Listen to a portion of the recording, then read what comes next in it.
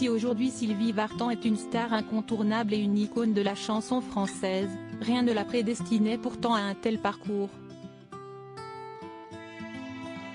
En effet, l'artiste française est née en Bulgarie dans un contexte particulièrement difficile.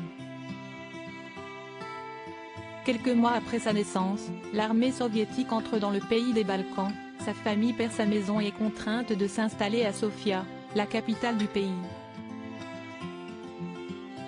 Mais quelques années plus tard, sous le régime totalitaire dominé par le Parti communiste, ses parents décident de partir vers l'Hexagone avec en ligne de mire un cadre de vie meilleur, suivant les conseils du grand-père paternel très élégant de Sylvie Vartan, Robert, grand admirateur de la culture française.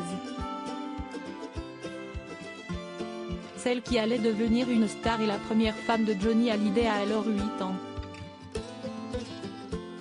Et elle ne le sait pas encore, mais si est-il la dernière fois qu'elle va voir Robert. Une relation rompue par le destin qu'elle a accepté d'aborder dans l'édition du 16 février 2023 du magazine Gala. Mon enfance en Bulgarie, sous la dictature stalinienne, est présente, en permanence.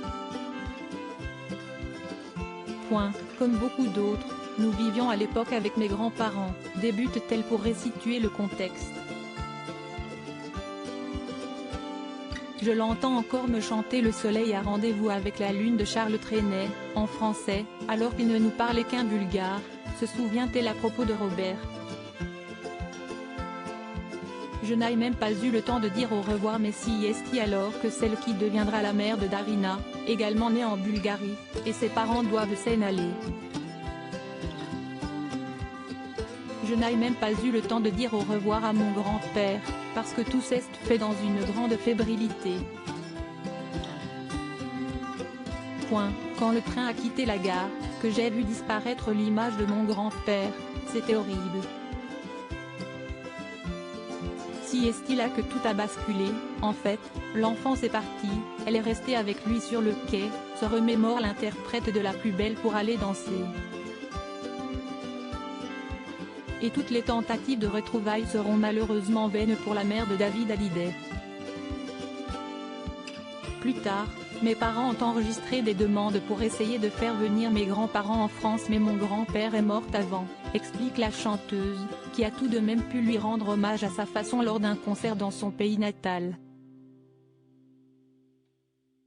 J'ai chanté là-bas.